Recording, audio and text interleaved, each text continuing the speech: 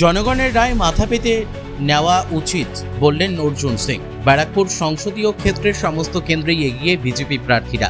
সংবাদ মাধ্যমের মুখোমুখি হয়ে নোয়াপাড়ার বিজেপি প্রার্থী অর্জুন সিং বলেন, জনগণের রায় মাথা পেতে মেনে নেওয়া উচিত।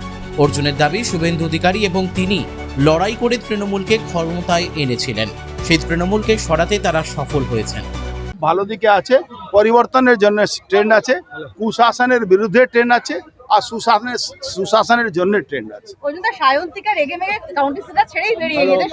দেখুন, সবার নিজের নিজের ভিউ আছে, আমি সেই নিয়ে আলোচনা করব না। ব্যক্তি সায়ন্তিকা আমার কোনো বিরোধী নেই, ব্যক্তি আমার কারো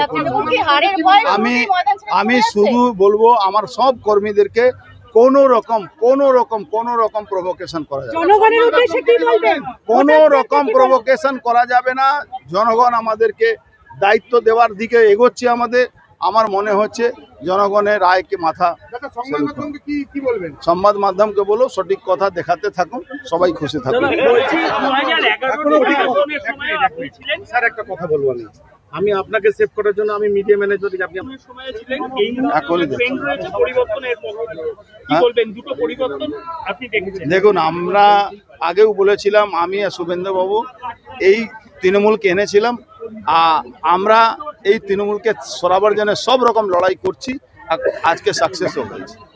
আনন্দ আর ভালোবাসার দীপ্তিতে গড়া সমুজ্জ্বল পরমা, ঠিক তোমারই মতো। শ্যাম সুন্দর কোম্পানি জুয়েলার্স, আগরতলা, উদয়পুর, ধর্মনগর, কলকাতা।